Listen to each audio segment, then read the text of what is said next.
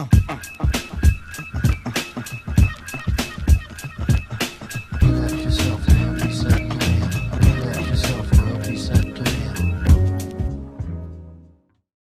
to episode 11 of the Pitbox Podcast. Now, you're probably wondering, where's 10? Well, we already recorded 10, but because of the crazy events that's going on in Formula One right now, we figured we'll put 11 out first, and then we'll put 10 out eventually, probably like next week. Hope everybody's doing well. The usual, coronavirus is still going on outside. Unfortunately, everybody, for the most part, especially in New York City, is still in their house. Gartrell, how you feeling? Pretty good. This corona thing's taking over the world, sadly. So with that, we get some interesting F1 news. I wonder, maybe as a topic for today, not to intrude too much, but I wonder if that could be part of our discussion. Do you think this would have happened if the season were allowed to play out as it should have been? But other than that, not to get too far into it, I'm just happy to be here. And number 11, let's do it. Yep. Chris?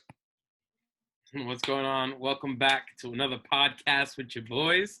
In case you haven't already noticed, I got my boy Gartrell here. If you haven't seen already, check out his Instagram. Latest edit is just fire. And if you haven't already, don't forget to check out my channel down in the description box. I'm getting ready to upload vlog number trace. So I'm hyped for that. But other than that, my boys covered pretty much the majority of it. I'm grateful to be here. I'm grateful for having my health and having my family and friends healthy. Just like anything, better times are coming. There we go. So, as everybody knows what's going on, if you pay attention to Formula One, I guess motorsports in general, assuming you haven't been under a rock, Sebastian Vettel has decided to part ways with Ferrari next year. But that isn't the only move. In the past 48 hours, it's also been confirmed that Carlos Sainz is moving from McLaren to Ferrari, and then Danny Ricciardo is moving from Renault to McLaren. So you got a nice little shuffle here, and it leaves open a seat at Renault. But then again, that's not the only drama, because then again, both Lewis Hamilton and Valtteri Bottas out of contract at the end of this year. And I'm also sure that there's some other F1 drivers who contracts are up too. But first, Chris, could you read the statement from Vettel? Got you. All right, so my relationship with Scuderia Ferrari will finish at the end of 2020. In order to get the best possible results in this sport, it's vital for all parties to work in perfect harmony. The team and I have realized that there are no longer a common desire to stay together beyond the end of the season. Financial matters have played no part in this joint decision. That's not the way I think when it comes to making certain decisions, or certain choices rather, and it will never be. What's been happening in these past few months has led many of us to reflect on what are real priorities in life. One needs to use one's imagination and to adopt a new approach to a situation that has changed. I myself will take the time I need to reflect on what really matters when it comes to my future. And then, he goes on to talk about how the Scuderia, how Ferrari occupies a special place in Formula One. He commends them and wishes them all the success in the future. And he wants to thank, of course, the family Ferrari for, being warm and welcoming to him as he, drove for them over the past couple of years. Here we go. Okay, so I'm going to start off talking about the list of drivers who I think realistically have a chance at getting a Renault seat, or more so not just realistically, but I guess the people that make the most sense, because you could throw a lot of people in there, but we could be here all night just throwing random names at the wall. All right, so of course, for the first scenario is Vettel retires, right? And he doesn't take the seat at Renault. Now, I don't see him taking that seat regardless anyways, primarily because they're not a top tier team right now. So for someone of his caliber, a 4-time F1 champ, and not even just 4 times, like 4 in a row, he won when he was at Red Bull. To me, it just doesn't make sense to not be at either Ferrari, Mercedes, or Red Bull. I know, of course, the regulation changes are coming, and that could shake things up, but that's just a maybe. You don't actually know if it will or not until it gets here. So I personally don't see him going for that seat, even if he doesn't retire. Yeah. Of course, I know for a lot of fans, they hope that he ends up at Mercedes with Lewis to form the ultimate dream team of just, pure dominance, and it'd be a nice face-off between the two champions. That would be cool. I just don't necessarily see it happening just because they kind of don't have a need to push out Bottas. He fits the role perfectly. He's a soldier. He's doing his job. And the formula is working. If it ain't broke, don't fix it. Right? So that's part of my first two scenarios, right? But then it's like, all right, well, still haven't necessarily said who you think is getting the seat. So one person that I think could get it is Fernando Alonso. He could come out of retirement. He's definitely shown interest in staying around after he's had his little hiatus. I know also he said he's interested in getting back into WEC.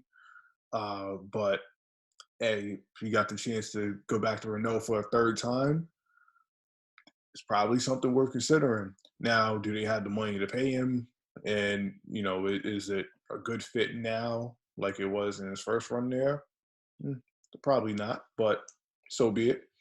Another person I have is, so kind of going back to the first point I was making, if Mercedes decided to boot Bottas in the case that they wanted to promote George Russell, he kind of just has to go to Renault. Like, that's just his best bet because all the other seats are kind of taken, or more so you don't necessarily see any movement happening, and he's kind of just trapped. He just would be trapped to go there. But that would be interesting. And then of course Nico Hulkenberg. He just got the boot for Ocon for this season, if we even have a season. And, he's a fan favorite. People love him. He had a good stint at Renault. It could be his opportunity to make a comeback sooner rather than later, And let me see what else I have here. The only other person I was looking at could happen, but probably won't, is their current F2 driver. He's the Renault backup driver. The reason why I don't think it's happening is because he doesn't really have any experience with it just yet. He only did one season in F2, even though he was the highest ranked rookie in F2. I just don't think he's necessarily ready. He didn't have the season that someone like George Russell had, obviously winning a championship, or other people like Lando Norris, Albon, and the crew, and Charles, obviously. Yeah. So those are my drivers who I think could possibly get the seat. Well, that was a pretty in-depth explanation. Me not being an aficionado of F1, the whole switcheroo that's going on right now is kind of like, it's a big toss up. There's a lot on the table for a lot of different players, I think, and a lot of unspoken things, in terms of like what it means for these teams that are being created. For example, like, first off, let me just go back. First off, I don't think that Mercedes is going to let go of either Bottas or Hamilton. I think definitely not Hamilton, being, 6-time world champion. It makes absolutely zero sense for him to leave Mercedes at this time, especially when he's had so much success. And being that the power unit isn't going to change based on the rules of well, it would have changed if this season had gone to fruition, but it didn't. So we're continuing with the same power unit. So it's literally him in the same car. Like, why would you want to change a winning formula? Now, if a curveball were to occur, I could see Bottas leaving Mercedes, and I say this because Bottas is a great driver. This has been seen time and time again throughout F1, but he's overshadowed by his biggest rival, his teammate, Lewis Hamilton. So if Bottas wanted a chance to quote unquote shine, I could see him leaving Mercedes for a team such as Renault, where he's going to be the principal driver. He's going to be number one on his team. They're going to build a team around him. So I could see like a move like that being strategic for someone like Bottas, who has so much potential to be, real world champion. And he's not just getting it because his teammate is just that good. And in F1, it's one of those sports where your teammate is your biggest rival and your biggest ally. And how do you compete with someone who's a 6-time world championship winner on the heels of being the greatest in the world by one championship? So it's just like, how do you compete? So I could see him making a move like that. What it means for McLaren, I think that Carlos Sainz obviously going to be. I'm sorry, just going crazy like with like the amount of people and names and stuff like that.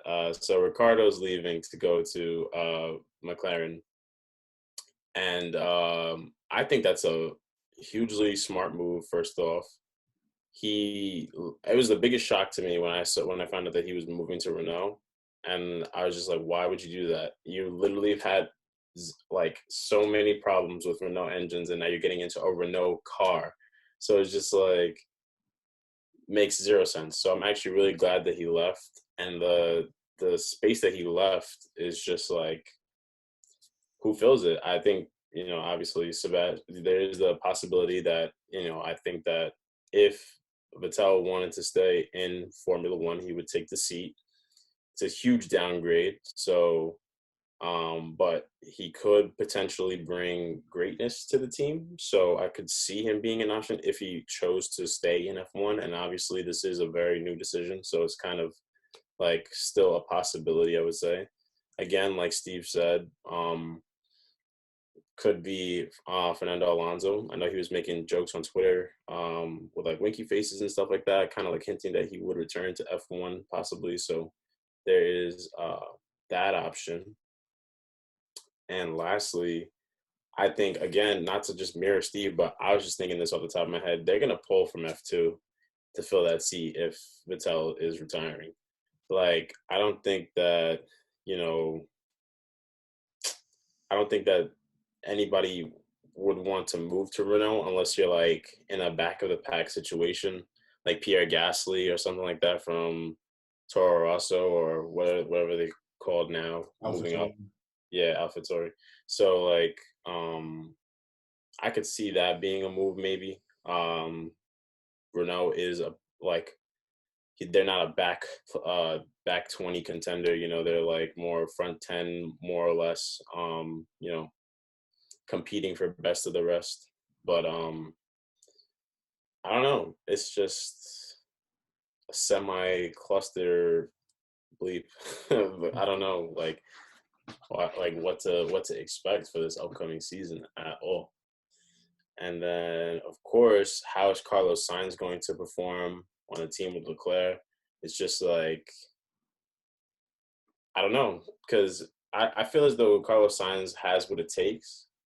I feel like he hasn't had his chances to really shine, especially because of McLaren's just like faulty power units for like the past 1 to 2 seasons. And, now that they're getting engines from Mercedes, I believe they've made the switch to. Finally, they made a smart decision. Well, not yet, but they should be.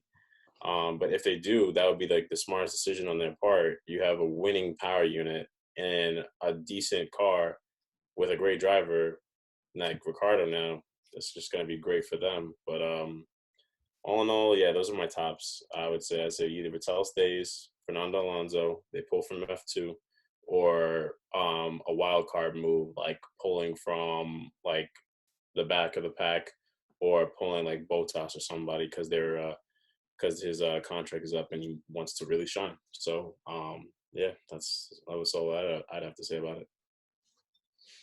All right. Well, to be fair, kind of like Gartrell, I'm not or haven't gotten super into F1 just yet. I'm making my way in little by little. But to kind of shed some light on some of the things that I read up on in hindsight, knowing that we wanted to talk to you guys about this.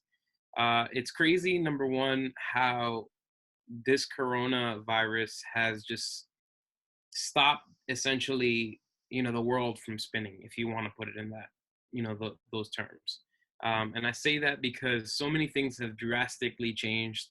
We're essentially in a different world now where, we prioritize different things. And we realize that, our economy isn't super safe, and we have to start exploring and divulging in different fields to, move on with the times.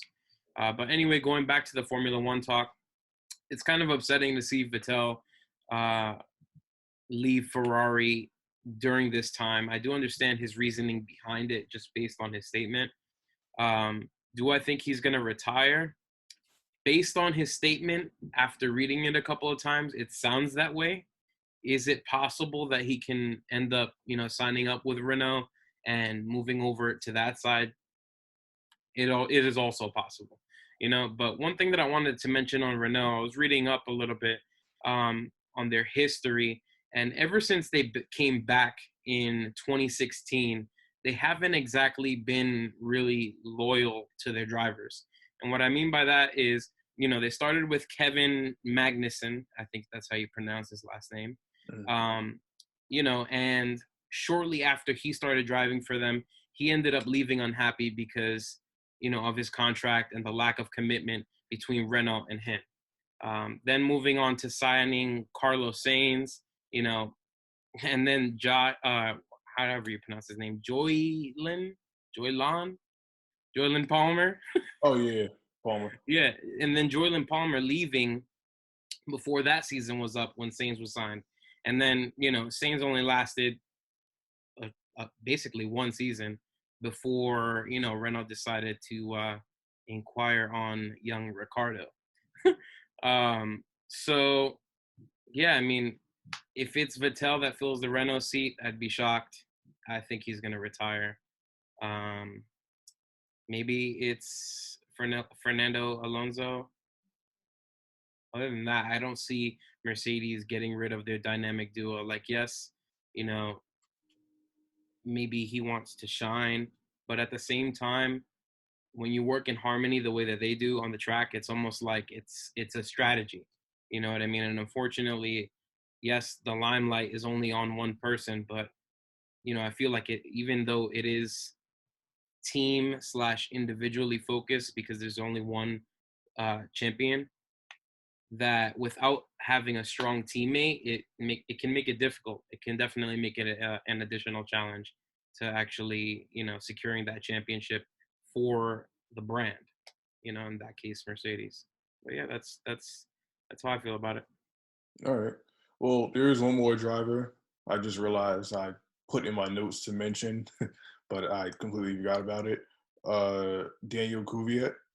So one thing I think is interesting about his situation, he might be out of contract at the end of the year. He might be, but he's someone who I think is actually pigeonholed in Red Bull because, of course, he's in the support team, AlphaTauri. Yeah. At the top, you have both Max and Albon, and then, of course, Albon and Pierre Gasly have swapped in the middle of last year. But Kvyat has been there basically longer than all of them. He's been in F1 longer than all the other Red Bull drivers that are on the grid. Yeah. Yes. And I don't necessarily see him moving up. Like if they was going to move him up, they probably would have moved him up by now. So I feel Yeah. like he's pigeonholed in Red Bull, and he might be someone who's worth upgrading to Renault. Just maybe. Yeah. Yeah. I mean, it's interesting. I think that also this whole like switching of or moving around of players, I guess you could say, I think it's directly a fact of just like doubt. And I say that because, okay, yes, you get Sebastian Vettel leaving and then a strategic move of Carlos Sainz from McLaren to Ferrari, which is great for him. He actually, it's kind of funny that Daniel Ricciardo and him are kind of following the same pattern of both being on Renault, both being on McLaren, and now he's gone to Ferrari. So you would hope that, you know, Ricciardo would be the next front runner for the next Ferrari spot if there ever was one. But I just feel as though the doubt is placed on Ricciardo's shoulders because, first of all, again, I cannot believe he went to Renault in the first place with all the trouble that he's had with the engines they supplied. It's just like how do you like think that that is a strategic move to go to the place where it's giving you the most trouble? And he's had engine problem tons and tons of times. I can't believe it, but I think the doubt lied in the fact that he just realized that, you know, this isn't going to be a good fit for him. And I think that they didn't really get a chance. Well, Renault, when I say they, Renault didn't get a chance to prove to Ricardo, who is a very valuable driver, that they are worth staying with and being loyal to. And that's because of coronavirus. They actually didn't get a chance to really get him on track with the car and get, you know, actual, you know, Grand Prix in the car so that he could at least get accustomed to, you know, racing with them, racing in their car. Maybe it's a little bit better than what he's experienced. You never know, but he's not going to know since they've only really realistically got through testing and, you know, it just ended there. So I think that the doubt that he placed in them is what spurred this whole like switcheroo game that's going on right now. And it's just curious to see what's gonna happen. I don't know. Yeah. Well, remember part of the reason why he left Red Bull was because he wasn't going to be a number one driver. That Like, too. you He know, was engine issues aside, if you want to be the man, and they're clearly supporting him being Mad Max, yep, Max Verstappen, you yep. gotta go to your own team. Right. And And that he could have went to McLaren the first time, but he didn't because Renault had the better year the year before. They had a higher trajectory. But I hear, you know, it's not all sunshine and roses in the back behind the scenes stuff at Renault. So you might have experienced that. And like, you know what? McLaren is now really trending. Or could have been there in the first place. So let me make the jump. yeah. And the gap he's gonna put on Norris is like ridiculous. Like their driving skill I feel is just completely worlds apart and Daniel Ricciardo is obviously the principal. The other thing that I could have said too is that curiously enough, like and kind of how you said, like, you know, like Verstappen would be the front runner the same way, and that's why Daniel would leave. Same thing could be for Bottas. That's kind of like the point I was making as well. Like, you know, he could see like, you know, I'm never gonna get a chance to really shine unless I become principal of my own team, you know, in the sense of like this, they're building the team around me. Now going to building the team around someone, I could see them building a team around Ocon. He's not the most talented driver. He's good, definitely, but out of like the obvious like front runners, he probably wouldn't compare.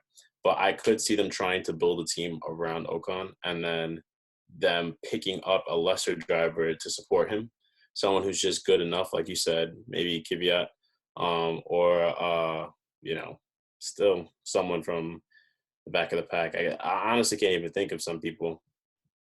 I could see now, correct me if I'm wrong, Kevin Magnussen still races for Haas, right? Yep. Do you ever think that he would go back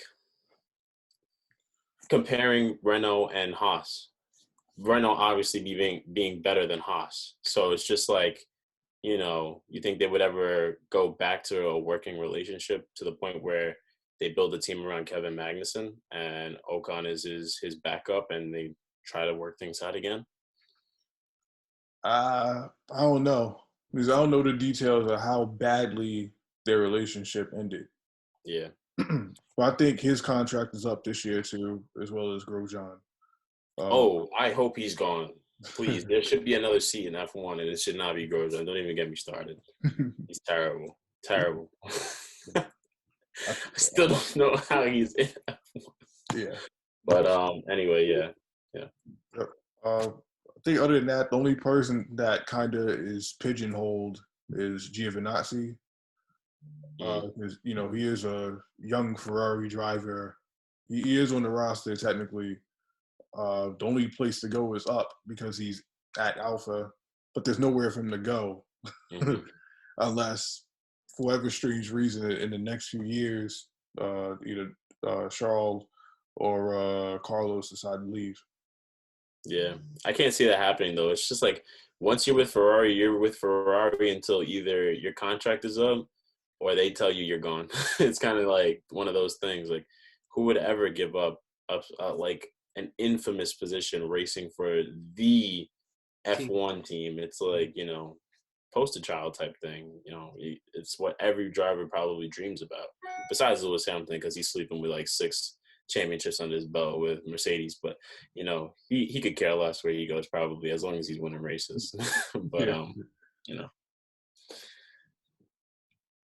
I don't know. I guess time will tell.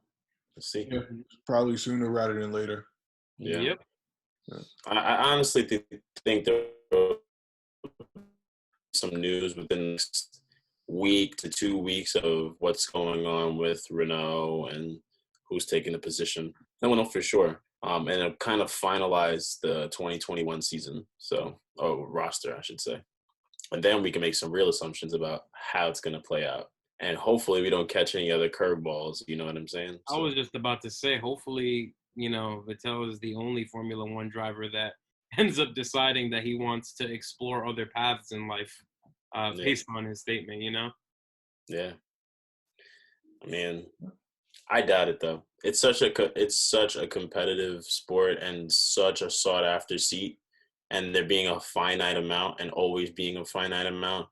Like, most people wouldn't dream of giving it up unless you are really unhappy or like you feel like you've gotten through, you know, whatever it is you need to get through in your life as an F1 driver, which most people never are satisfied with unless they're winning championships. I could see, like, you know, after like, you know, Lewis Hamilton probably stops after like 10 championship wins or something like that. He's like, you know what? I've proved my point. I'm done. I'm just gonna retire and chill. Like, you understand that type of, like, that is like being fulfilled. Those people at the back of the pack who race and don't finish, or, you know, just having terrible car troubles and stuff like that, they are just like some of the hungriest people. They will kill for their seat. They're They fiending to still get have to the something to real prove. team. Hmm? Yeah. So they have something to prove. They're ready to kill for their seat. So, you know, I can't really see many people wanting to give up. I feel as though if you've won 4 championship titles like Vettel and race for Ferrari, winning a world championship and racing for Ferrari are like the 2 things that almost any F1 driver could want in their career. And he's done both. So I could understand why he would feel fulfilled and like be okay leaving the sport. Also, given his age, he's 34 or something like that now. So, and it's somewhere in his 30s. Huh? He's only between like 32 and 34. Okay, so yeah, 32 to 34. You know, that's kind of old in the sport where some of your rivals are literally fresh out of high school. So it's just like, you know, how much longer do you have to race realistically after that point? Like, I don't think anyone's raced into their 40s that I know of personally. Well, you do. Kimi is like 41. Oh, so yeah, but I mean, Raikkonen's Raikkonen. Yeah. So, I mean, he's pretty damn good driver. But yeah, that's all I got to say on the subject. All right. Well, we only got like 7 minutes left. Yes or no? Do you think all this craziness happens if we have a racing season? Chris? No. No. Okay, Gartrell said no. Yeah, no, I say no. I think that if the season played out, you know, like the constructors really didn't get a chance to like show what they're capable of this season. Like every season is slightly different, you know, maybe not so like a ton, but like, you know, some of the minute differences can become a factor, and they'll just like they didn't really get a chance to show what they had to offer. So I feel as though some of these changes might not have happened if the season went to fruition. Like if you know, Carlos Sainz felt, oh, McLaren's got their ish together, and like, you know, I might want to stay here, then you know these moves don't happen. But I think that because we didn't have a season, we didn't really get to see that, and the drivers didn't get to see that, and so. Yeah. Well, Honestly, I'm sorry. I was going to say, if Vettel doesn't move, I don't think Carlos is leaving McLaren. Yeah. True. Chris? Yeah, I was just gonna briefly mention that, you know, I keep referring back to it, but in Carlos, I'm sorry, not Carlos, in Vettel's statement, he specifically mentioned how, you know, in light of what's currently happening, so just kind of justifying my no. I maybe he would have left Ferrari, but not as soon, despite the contract ending and things like that. He could have re-signed for another year, maybe 2 years, and then called it a day. But maybe in light of everything that's happening right now in the world, he decided to pull the plug sooner than later. You know, like kind of like what Gartrell said. I mean, you know, having championships under your belt and then also racing for a top team like Ferrari, there's not much more as a driver in, you know, my mind that you would want or, you know, need in addition to that. Very true. All right. Any closing thoughts? No, I mean, we mentioned pretty much everything a little bit earlier.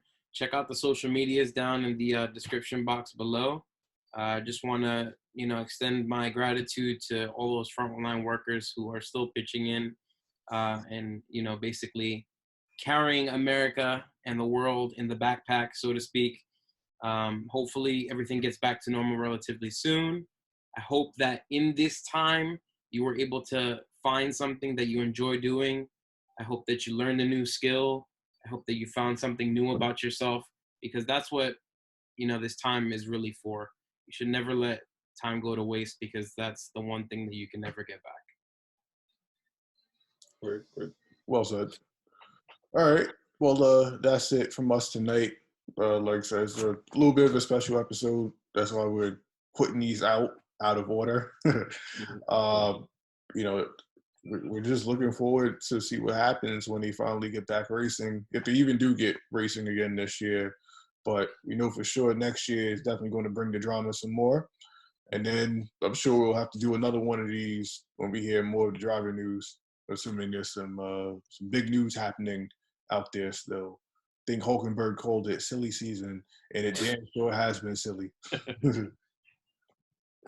Yep. As usual, you know, like Chris said, all the social medias will be in the comment below. You know, feel free to comment on the video. Let us know who you guys think might get the Renault seat. Other than that, stay tuned for more. Thanks for taking a listen to us. Check out No Left Garage and Chris's personal channel. You know, as usual, it was fun talking to you guys. And good night. Hey, one quick thing. Oh, if you made it this far into the video, type in the comment section below Formula One madness, because this is ridiculous. There we go. Well, thanks guys for listening. We'll talk to you soon.